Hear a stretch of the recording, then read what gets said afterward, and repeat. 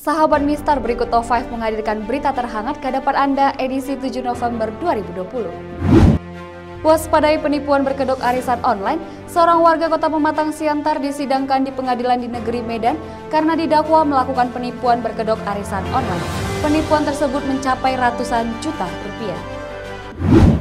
Warga Pematang Siantar Dumaria Yasefina Simamora dijerat kasus penipuan arisan online. Mantan PNS Pemkap Toba itu dituntut 3 tahun 8 bulan penjara. Terdakwa Dumaria Yasefina Simamora dalam sidang video call WhatsApp di ruang Cakra 5 Pengadilan Negeri Medan didakwa telah melakukan penipuan. Pada tahun 2016, terdakwa Damiria Yasefina Simamora, warga Jalan Kartini, Kelurahan Timbang Galung, Kecamatan Siantar Barat, Kota Pematang Siantar, membuka usaha sampingan arisan online melalui media sosial dengan jumlah akun yang ia kelola untuk mengajak korban ikut arisan online. Sejumlah korban yang ikut dalam arisan ini bahkan dengan besaran puluhan hingga ratusan juta. Setelah berjalan beberapa kali, akhirnya pelaku tidak mampu mengembalikan dana yang telah disetor para korban. Tabrakan 2 buah kapal jaring pencarian ikan terjadi di pantai Desa Bubun, Tanjung Pura, Kabupaten Langkat, Sumatera Utara. 1 orang anak buah kapal ditemukan tewas dalam insiden tersebut dan 1 orang lagi masih dalam pencarian, sedangkan 2 ABK dalam keadaan luka-luka. Kecelakaan 2 kapal terjadi di bibir pantai Desa Bubun, Kecamatan Tanjung Pura, Kabupaten Langkat, Rabu 4 November 2020 pada malam hari. Akibat kecelakaan itu, seorang anak buah kapal atau ABK meninggal dunia dan seorang lagi belum ditemukan. Korban meninggal bernama Aspan, warga Desa Bubun, Kecamatan Tanjung Pura, Kabupaten Langkat. Sementara ABK yang belum ditemukan adalah Johan yang juga warga Desa Bubun. Kepala Kantor SAR Medan, Toto Mulyono, mengatakan 2 kapal itu yakni kapal nelayan jaring pencari ikan gembung dan kapal pukat teri. Kapal pukat teri merupakan milik warga Belawan, sedangkan kapal nelayan jaringan gembung milik warga Desa Bubun, Kecamatan Tanjung Pura. Namun hingga kini belum diketahui penyebab kecelakaan 2 kapal tersebut. Kita ke berita pilkada. Tindakan akhir yang nyaris menjotos panitia pengawasan kecamatan di Kota Medan berbuntut panjang. Ia terpaksa berurusan dengan Badan Pengawas Pemilu karena dituding menghalang-halangi kinerja panitia pengawas pilkada. Kasus nyaris pemukulan Panwas Kecamatan Medan Deli berbuntut panjang. Tindakan Ahyar Nasution tersebut akhirnya dilaporkan ke Badan Pengawas Pemilihan Umum. Ahyar dilaporkan ke Bawaslu Medan, namun tak lama berserang laporan itu disetop Bawaslu Medan. Peristiwa itu berawal dari Ahyar hadir di acara arisan keluarga pejuang Legiman. Menurut tim sukses Ahyar hadir ke acara tersebut bukan untuk kampanye, melainkan acara keluarga. Kita beralih ke berita mancanegara. Pemilihan Presiden Amerika Serikat yang kian mendebarkan, bahkan cenderung panas dan menggoncangkan demokrasi.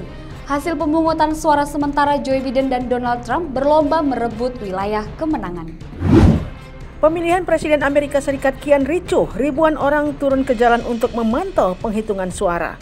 Mereka melakukan unjuk rasa mendesak semua suara Pilpres Amerika Serikat dihitung pada Rabu 4 November 2020. Massa melakukan aksi bakar-bakaran dan bentrok dengan polisi.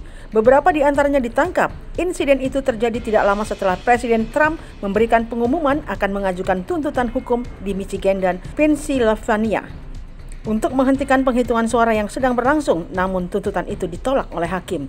Sementara itu, penghitungan suara elektoral yang diraih calon Presiden Amerika Serikat pada Partai Demokrat Joe Biden hampir mendekati ambang batas kemenangan yang ditetapkan. Dalam penghitungan suara elektoral yang dilansir di media dikutip pada Kamis 5 November 2020, Biden sementara unggul dengan 253 suara elektoral, sedangkan Donald Trump mendapatkan 213 suara. Masing-masing capres harus mendapatkan 270 suara. Pemilih terlihat bersemangat untuk ikut pemilu di menit-menit terakhir kampanye. Pilpres Amerika Serikat kali ini dinilai memiliki suara terbanyak sepanjang sejarah dan cukup mengguncang demokrasi sepanjang perjalanan Amerika Serikat. Kita masih dari mancanegara. Bencana terjadi di sejumlah negara selama 1 pekan terakhir, yakni terjadi di Vietnam, Filipina, Turki, dan Yunani. Tidak hanya mengakibatkan puluhan orang tewas, namun turut memporak-porandakan tempat tinggal akibat terjangan topan dan badai serta gempa. Topan melanda Vietnam pada pekan lalu mengakibatkan 21 orang tewas dan puluhan lainnya hilang. Topan ini memicu tanah longsor dan menyebabkan beberapa kerusakan terburuk yang pernah terjadi dalam beberapa tahun terakhir. Topan Molave di selatan Danang melanda desa-desa, menghempaskan atap rumah dan membawa hujan lebat ke wilayah yang sudah dilanda banjir parah dalam seminggu. Kecepatan angin mencapai 145 km per jam. Berdasarkan keterangan Federasi Internasional Perhimpunan Palang Merah dan Bulan Sabit Merah, hampir 90.000 rumah kehilangan atap akibat tertiup angin, sementara banyak pula yang hancur akibat badai. Topan Goni juga melanda di Filipina, memicu semburan lumpur vulkanik yang menghancurkan sedikitnya 13.000 rumah penduduk.